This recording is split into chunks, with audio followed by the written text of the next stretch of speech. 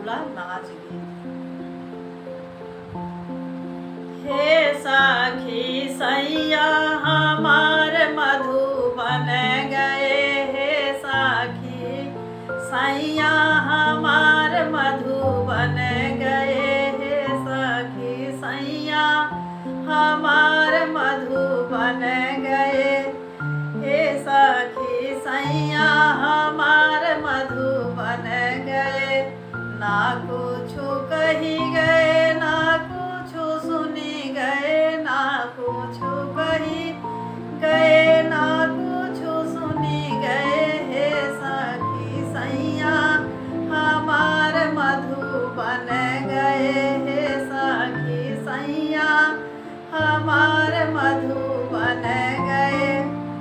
बहरे से आवे सासू बढ़ई तिनी, बहरे से आवे सासू बढ़ई तिनी, हे बहू बेटा हमार का कही गए, हे बहू बेटा हमार का कही गए।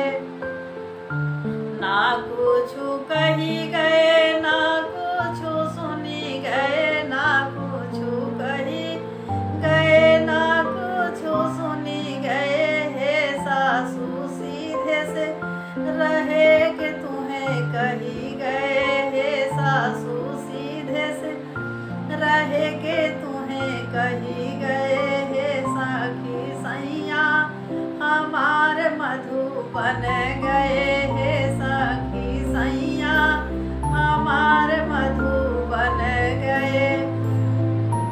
बहरे से आवे जेठानी बढ़ई तिनी, बहरे से आवे जेठानी बढ़ई तिनी, हे देवरानी देवर हमार का कही गए, हे देवरानी देवर हमार का कही गए।